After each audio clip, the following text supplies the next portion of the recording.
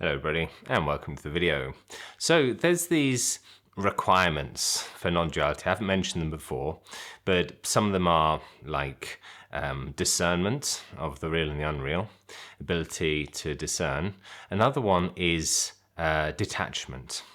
So detachment, these ideas, there's more of them as well, maybe I'll make a video, they are kind of requirements for following the non-dual path. Things that you have to be able to do to be able to make progress.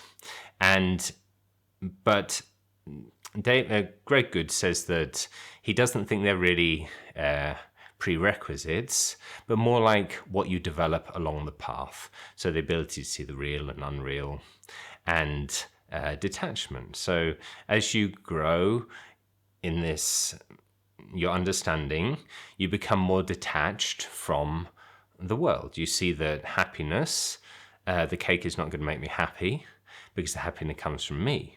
I see this because when I eat 20 cakes, the cake no longer makes me happy. So it wasn't actually the cake that was making me happy. I've located the locus of my happiness to be within me, or not even within me, the subject, because even the subject, the mind and the body, all that is also appearing to you. So it's not even in the subject. It's just the nature of you. It's the nature of your awareness that that happiness appears in this way. And so as we progress in this path and we realize where the true happiness is and how to access it when we need it, or just as it naturally flows up from us as we see beautiful sunsets and I don't know, other beautiful things that you see.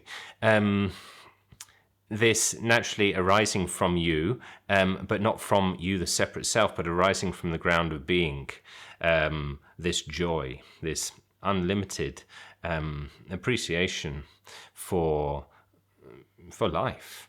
Now, this, as we develop this, we are becoming detached from, no, alcohol's not going to make me happy, that's not going to make me happy, I'm willing to postpone satisfaction with this because I'm more interested in this, because I know that really is just a trick to make me happy. And really, happiness is just when you want something, when you get it, it's not because you've got it that makes you happy. It's because you don't want it anymore, basically. And so your mind goes back to neutral. You relax, the mind stops, the mind dies, according to Krishna Menon. When the thing is achieved, the mind dies, and your natural happiness shines through, until, of course, you want something else.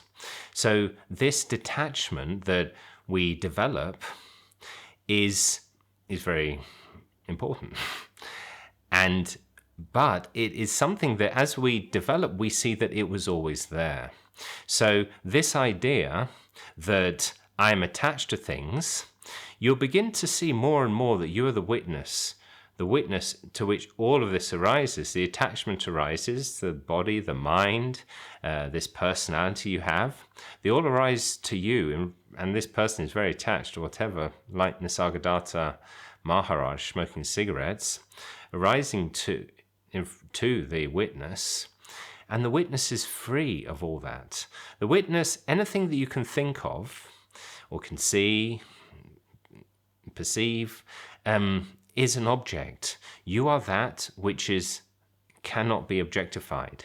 Any tiny sense of a feeling, even a feeling of peace. I know maybe I shouldn't use the word peace, but because peace is our true nature. But even the feeling of excitement or something like that, it is there in front of us, something we see. The consciousness, the existence, and the joy that we are is reflected in things, manifest existence. Objects are manifest in existence. They are existing things. Things become beautiful to us, but it's all because of what our true nature is. Now, so we are actually free of all of this. We are already detached. There's no need to detach ourselves. So what do we do? Now, a good story comes from Sri Ramakrishna. So he tells this story of the washerman. He's got a few washerman stories. One goes like this. So there's a washerman, and he has a donkey. And he goes and collects the clothes of the village and puts them on the donkey, piles them in the donkey bags. Is that something for feeding a donkey? He puts them on the back of the donkey and goes down to the river to wash the clothes. Now, this is what he does every day. It's quite far to the river. So he takes the donkey down, and one day he realizes he hasn't got his rope with him, because the idea is he ties up the donkey and then he washes the clothes, hangs them out, lays them out to dry on the rocks, and then puts them back and takes the donkey back. But he forgot the rope, and the donkey is not always cooperative.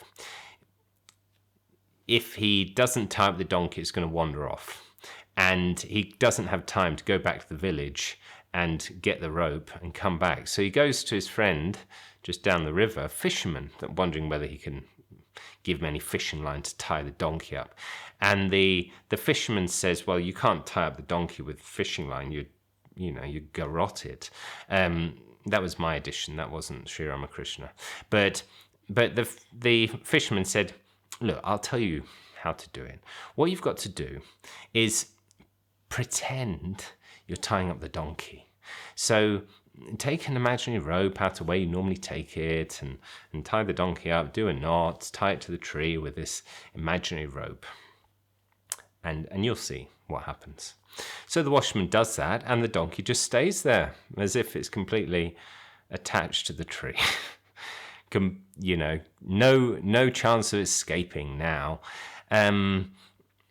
And he washes the clothes, banging them against the rocks and scrubbing and lays them out to dry. And then when he's finished, he folds them neatly and puts them on the donkey and says, Gigi, or whatever you say to donkeys. And the donkey refuses to move because it's attached, it's tied to the tree with this rope that it can't really see where it is, but it knows it's there. And the fisherman, the washerman, doesn't know what to do, so he goes down to the fisherman and says, look, you can't believe what trouble you've got me into. My donkey won't move. It's just standing there by the tree now, and I don't have a rope to untie. I don't know what to do. And the fisherman says, well, I'll tell you what to do. Pretend to untie the rope. So, and just see what happens. And so the man goes over to the donkey. He gets this imaginary rope and unties it, rolls it up and puts it where the rope goes, and says Gigi. And I hope it is Gigi. Anyway, goes something else. Yeehaw. And the donkey walks off, trots off home. So the moral of the story is, when you take your donkey to the river, no, the moral of the story is that we are not actually attached, but we feel we are. And despite the fact that we are not attached, we go through this path of freeing ourselves from the attachment through these methods that wiser people than us have discovered in order to remove this attachment that we think is there, but is not really there. In reality, we're unattached, but it's important for us to discover that so that we can be free. Thank you very much for watching. Goodbye.